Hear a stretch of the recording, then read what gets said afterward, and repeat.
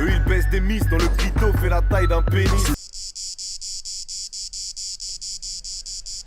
Salut à toutes et à tous. C'est le dérapeur. Aujourd'hui, je vais me faire des milliers d'ennemis IES parce que beaucoup de meufs vont me détester. Ça va être un moment difficile à passer, mais il faut le faire. Il faut que j'épluche les textes des rappeurs importants, et Nekfeu est un rappeur important, pour mettre en lumière la vraie nature de l'idéologie du rap. Je dirais l'idéologie du rap.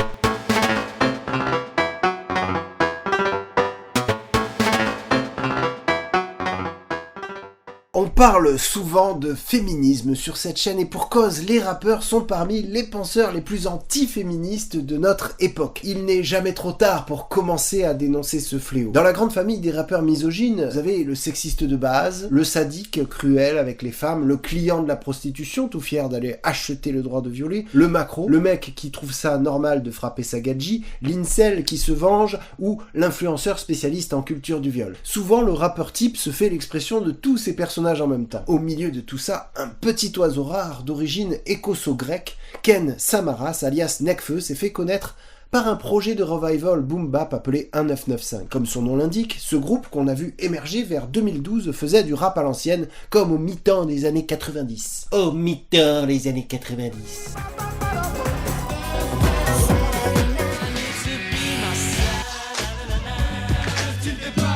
S'il existe une catégorie beau gosse dans le rap français, Nekfeu en est sans doute le champion. Le mec est super mignon, a beaucoup de succès auprès des filles et a dû pas mal s'employer à montrer ses talents d'écriture pour ne pas être catalogué justement comme un simple minet sans cervelle. Certes, il n'a pas grandi dans une cité et si on était méchant, on pourrait dire qu'il a consacré une grande partie de son œuvre à s'inventer des problèmes. Toutefois, Nekfeu a cette particularité d'être un peu moins misogyne que les autres. Regardez, ramène les tasses que t'as, on squatte quelque part. Non, oula, c'est pas du tout l'extrait qu'il fallait, hein. Bébé, j'ai 99 blême, je veux pas t'avoir sur le dos, je veux t'avoir sur le ventre. L'extrait qu'il faut mettre, c'est pas ça. Attendez, je suis sûr d'avoir vu passer un paragraphe non misogyne. Je crois que c'est dans le morceau Mauvaise Graine. Pardonnez-moi, je n'ai pas l'esprit cartésien, je viens de Paname, y a pas de quartier sain. Moi je ne veux qu'une femme, mais je ne suis qu'un homme. Si je ne vois pas ton âme, je regarde tes seins. Ah, voilà, c'est ça. Vous me direz, rien d'original là-dedans, mais observez la formule avec attention. Lorsqu'il dit à cette meuf, si je ne vois pas ton âme, je regarde tes seins, déjà, il sous-entend que les femmes ont une âme. Ce qui est rarissime dans les lyrics des rappeurs. Mais en plus, il semble dire que c'est un peu naze de ne voir que le physique de la personne, si j'ai bien compris. Bon, on peut aussi y voir une menace élégante et polie. Si je ne vois pas ton âme, je regarde tes seins, ça pourrait se traduire par « montre-moi que t'es intéressante, sinon, ça sera tant pis pour toi, meuf ». C'est aussi dans ce passage une relation centrée sur lui-même. C'est lui le sujet qu'on doit séduire, satisfaire, rassurer, intriguer. Et puis le fameux « moi je ne suis qu'un homme », susceptible d'excuser à peu près tous les comportements, c'est pas très MeToo, on va dire. Tout de suite après on a ça. On les taquine, mais les femmes, on respecte. Ne crois surtout pas qu'on aime cette image dégradante, c'est super triste. Moi je pense à ma sœur, la meilleure supportrice tout en haut des gradins. Qui est le on dans cette phrase « ne crois surtout pas qu'on aime ». A priori, il parle au nom des rappeurs. Nekfeu ne veut surtout pas qu'on croie que les rappeurs aiment cette image dégradante de la femme qu'ils véhiculent. C'est comme si Claude Monet déclarait « ne crois surtout pas qu'on aime les représentations floues des nénuphars ». Ou un directeur de McDo qui dirait « ne crois surtout pas qu'on aime faire à manger vite ». N'empêche qu'il est un des rares rappeurs à évoquer les femmes dans un autre rôle que celui des deux archétypes classiques de la femme soumise ou de la prostituée. Ado à la dérive, mon seul radeau fut ma sœur adoptive. Nekfeu évoque ici une fille, en l'occurrence sa sœur adoptive, sans la sexualiser. Il est même dans un sentiment de gratitude envers elle. Notez qu'ici, le personnage féminin évoqué est remercié pour l'aide, le care qu'elle a apporté au personnage principal de l'histoire, à savoir l'homme. Associer les femmes au care, à l'empathie, au dévouement pour les autres, ça reste une posture patriarcale. Enfin, on va pas se plaindre parce qu'une fille évoquée n'étant ni pute ni mère courage, c'est rarissime. Si on cherchait un peu dans l'œuvre de Nekfeu, on aurait des textes où il aurait presque des amies filles, comme ici. Ma meilleure amie porte... Il a donc une meilleure amie? Mais que porte-t-elle? Je vous laisse imaginer la suite. C'est un petit jeu. Réponse A. Ma meilleure amie porte ses yucks parce qu'elle se laisse pas marcher sur les yep. Réponse B. Ma meilleure amie porte des lunettes, elle est grave myope, mais c'est ma pote. Réponse C. Ma meilleure amie porte le drapeau des droits homo dans son studio. Aucune des trois réponses. Voici ce que porte la meilleure amie de Nekfeu. Ma meilleure amie porte le foulard, plus joli que ses filles peinturlurées. Laissez les gens vivre leur religion. J'ai envie de partir l'hurler. Oh, bien sûr, je vous vois venir, vous allez me dire le voile, gna gna gna, c'est patriarcal, c'est de la ségrégation, gna gna gna. Des femmes se font tuer parce qu'elles revendiquent le droit de ne pas le porter, gna gna gna gna gna gna gna. Mais ce qui est exceptionnel ici, c'est l'adjectif ami employé par un rappeur pour parler d'une femme. Mais vous vous rendez pas compte en fait? Depuis que je fais le dérapeur, c'est la première fois que j'entends parler dans un texte d'une relation d'amitié entre un homme et une femme. D'ailleurs, dans cet autre passage, il évoque aussi les vertus de l'amitié. La chienne est la meilleure amie de l'homme. Ouais, mais je pensais pas à ça en fait. J'ai vu ta mère la pute racoler sous des buissons. Attends, c'est Nekfeu là? Il y a pas un problème avec les extraits là? Ça déconne. Hein. Je ne côtoie que des avions à la carlingue parfaite. Dans ce morceau, Tempête, un de ses plus connus, Nekfeu nous fait part de son choix de ne pas fréquenter de filles moches, mal foutues, petites, grosses. On imagine aisément qu'une fille n'ayant pas assez ou trop de poitrine ne pourra non plus jamais faire partie de l'entourage de Nekfeu. C'est comme ça, c'est la vie. Monsieur n'adresse la parole qu'aux avions de chasse. Je ne côtoie que des avions à la carlingue parfaite. J'ai beaucoup plus de goût que Karl Lagerfeld. Je roule des mécaniques avec mes canailles. Petit bisou dans le cou et les tagasses gémissent. Ah, attendez, ça veut dire quoi tagasses? Ça veut pas dire fille intelligente ou rigolote, non? Ah, salope, ça veut dire salope. Ici, on est vite tenté, on veut finir du bon côté de la vide teintée. Ah ouais, je sais que t'as envie de tâter les fonds et les formes, pourvu que ça vide ta tête. La femme est ici évoquée en tant que chose tâtable, objet que l'on peut tâter, donc chose dont la fonction est d'être baisée, soumise à l'homme, enfin bref, toujours la même idéologie. Précisons aussi qu'il s'agit d'un refrain, le genre de bout de texte que des centaines de milliers de jeunes vont apprendre par cœur. On a les boules et on fuck un tas de geishas. Alors, pour ceux qui n'auraient pas la ref, les boules de geisha, c'est le nom d'un sextoy. Mais qu'est-ce qu'une geisha, me direz-vous? Au Japon, la tradition des geishas consistait à former pendant plusieurs années des petites filles à devenir des dames de compagnie pour des hommes très riches. Elles n'étaient pas nécessairement prostituées, toutefois les clients demandaient en général à les acheter vierges. Les lois sur le travail des enfants ont eu raison, semble-t-il, de ces pratiques archaïque. Difficile de ne pas y voir un exemple d'une énième société qui sacrifie la vie des femmes à la satisfaction de quelques hommes. Quoi qu'il en soit, sans vouloir faire offense à la culture nippone, dans l'imaginaire occidental, à plus forte raison dans l'imaginaire rap, la geisha est une personne en situation de prostitution. Dans On fuck un tas de geisha, Nekfeu fait, comme à peu près 97,8% des rappeurs connus, Oui, j'ai des chiffres précis, oui. l'apologie d'une des plus profondes, internationales et systémiques violences faites aux femmes, la prostitution. Mais poursuivons, dans le morceau Princesse est évoquée l'histoire d'une fille qui, a priori, aurait subi des violences sexuelles. Comme si t'aimais qu'on te fasse du mal, tu ne les arrêtais plus. Une petite princesse ne devrait pas devenir la reine des putes. Alors, faut-il voir une prise de position humaniste dans ces paroles? Il me semble qu'il s'agit plutôt d'un positionnement où l'auteur fait porter à cette femme la responsabilité de ce qui lui arrive. Dans « Tu ne les arrêtais plus », on peut imaginer qu'elle arrêtait ses agresseurs au début, puis qu'elle aurait cédé. Donc on met en scène un personnage féminin qui cède au viol, qui a choisi d'être traité comme un objet, finalement en plus a l'air d'aimer ça. La façon dont Nekfeu raconte cette scène en ne parlant que de la responsabilité de la fille, c'est de la culture du viol. Nekfeu dit ici en substance « Protège-toi meuf, ne te dévalorise pas ». Ça peut sembler positif, mais c'est une forme de mansplaining ou en français m'explication. Notons qu'il ne pointe en aucun cas la responsabilité des hommes qui, dans l'histoire, sont vraisemblablement en train d'abuser d'elle.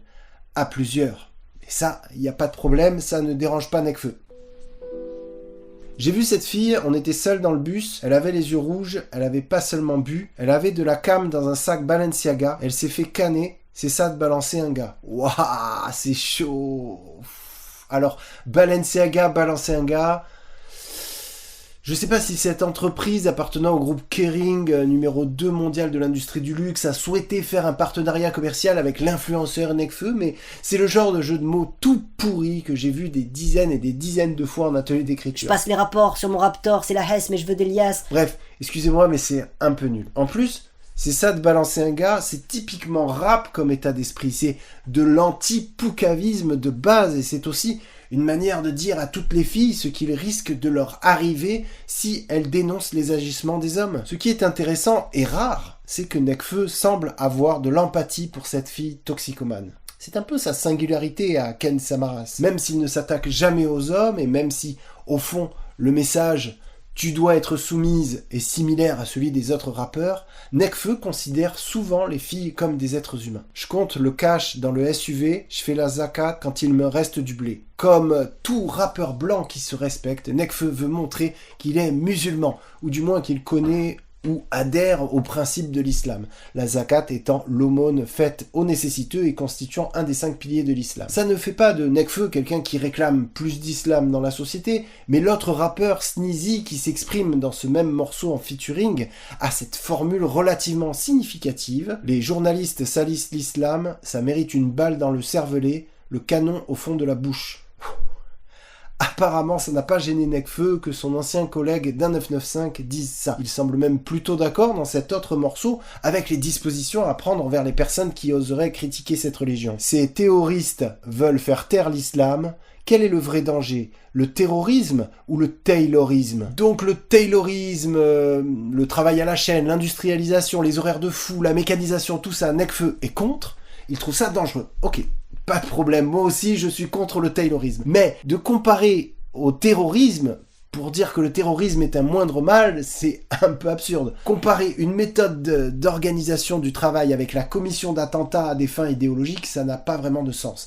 Sauf si on prend ça comme un projet de société. Nekfeu préférerait une société où le terrorisme est accepté, toléré, à une société où le monde du travail serait dominé par des méthodes telles que le taylorisme. Bon, je lui cherche un peu des poux là, je vous l'accorde, ça reste un jeu de mots, d'assez bonne facture, mais le caractère problématique de sa relativisation du terrorisme apparaît avec le sens global des deux phrases ensemble, car ces terroristes veulent faire taire l'islam, quel est le vrai danger, le terrorisme ou le taylorisme, équivaut à dire ils veulent faire taire l'islam, mais le terrorisme n'est pas le vrai danger. Et dans le genre amalgame entre islam et terroriste, on est pas mal. Il défend le terrorisme pour défendre l'islam. Il est dans le même délire que ces gens qui disent les accidents de la route, ça fait beaucoup plus de morts que le terrorisme. Comme si le terrorisme n'était une menace que pour la démographie. Comme si l'importance de ce phénomène ne se résumait qu'au nombre de morts qu'il cause. Ensuite, en conclusion de cette analyse très fine de la société française, le rappeur niçois conclut en ces termes. Je réclame un auto-da-fé pour ces chiens de Charlie Hebdo. Ce morceau est sorti 13 mois avant que Charlie Hebdo, ce journal satirique, gauchiste, féministe, anticlérical, connu depuis plusieurs dizaines d'années pour se moquer de toutes les religions, y compris de l'islam et du sort qu'il réserve aux femmes, n'ait été victime d'un attentat commis par 2 Français le 7 janvier 2015. 11 personnes ont été abattues à la Kalachnikov ce jour-là. Bien sûr, ni Nekfeu ni les dizaines d'autres rappeurs ayant, avec leurs textes, mis une cible sur la rédaction de Charlie Hebdo ne peuvent être tenus pour responsables de ce drame. Certes, c'est pas très glorieux, mais les rappeurs ne peuvent pas savoir que leurs propos métaphoriques deviennent parfois réalité. On a beaucoup parlé de ces phrases. Nekfeu s'est excusé auprès des familles de victimes et il s'est défendu de n'appartenir à aucune communauté religieuse. On veut bien le croire, mais force est de constater que dans ces textes, sa sympathie pour l'islam est tout à fait décelable. Un jour, il y aura des coups de trompette dans le ciel. Je voulais voir le monde avant d'être rappelé devant Dieu. C'est ici une référence explicite au concept de jugement dernier du Coran. Mais je ne voudrais pas faire passer Nekfeu pour ce qu'il n'est pas, disons qu'il est fidèle à une certaine image du rappeur lambda, musulman en mode par défaut. Suite à l'attentat de Charlie Hebdo, Nekfeu s'est aussi défendu en disant avoir voulu combattre l'islamophobie. En fait, c'était pas au moment des caricatures que j'ai écrit ça, c'était au moment d'une énième une de Charlie Hebdo que je trouvais irrespectueux dans un contexte. Pour moi, encore une fois, je ne suis pas politologue, je me fie que à ce que je vis. Pour moi, un contexte qui pue l'islamophobie. Passons sur les featuring peu glorieux que Nekfeu a fait avec Al Capote, le parrain officiel des French Bukkake, Les French Bukkake étant des viols collectifs filmés avec actes de torture et de barbarie commis sur plus d'une cinquantaine de femmes, ou avec l'inénarrable Seth Gecko, chantre du tourisme sexuel en Thaïlande, s'étant fait remarquer pour la violence de ses textes et sa propension à traîner des femmes par les cheveux sur plus de 10 mètres au volant de sa voiture. Qui ne dit mot consent, Nekfeu valide ses agissements et se fait lui aussi l'allié de la vaste culture du viol à la française en ne se désolidarisant pas de ces gens alors que ces faits ont été rendus publics depuis plusieurs années. Je m'habille en Versace, lèche ma crème glacée et ramène glacée pour les belles tasses B. Abordons maintenant l'aspect pas forcément le plus visible mais néanmoins clé du succès de Nekfeu, l'exploitation d'images de femmes dans ses clips. Autant pour le projet 1995 que pour sa carrière solo, on a eu droit à une abondance de ins et de hucs, de postures lascives, suggestives, de figurantes bien payées, sûrement choisies pour leur carlingue parfaite, comme dirait Nekfeu. Quand je dis que c'est pas forcément visible, c'est qu'on est tellement habitué à cette forme d'exploitation sexuelle du corps des femmes dans les clips de rap qu'on n'y fait plus du tout attention. Alors, c'est du marketing, c'est pour que les clips fassent plus de vues, tout ça. Mais quelle image de la femme ça véhicule au fond? La femme apparaît dans un clip systématiquement en tant qu'objet sexuel, objet de désir, jamais en tant que sujet de sa propre histoire. Ce genre de pratique, mettre des meufs dénudées dans les clips de rap, est presque aussi vieille que le rap lui-même. Mais l'image du petit rappeur qui s'est fait tout seul en griffonnant ses 16 à l'arrière du bus en revenant du skatepark, c'est de l'enfumage complet. Le gars a certes un petit talent d'écriture, un amour sincère de la langue, mais au départ c'est quand même super marketé, c'est quand même du pognon mis dans les bons tuyaux par les bonnes personnes au bon moment. Enfin, je voudrais conclure par une note positive. J'ai beaucoup de gratitude pour Nekfeu, pour une chose qu'il a osé faire. Je ne sais pas si c'est l'affaire Charlie Hebdo, la notoriété ou le scandale des French Bukkake, mais Nekfeu a réussi à faire ce que l'ensemble de la société devrait être en mesure de faire désormais.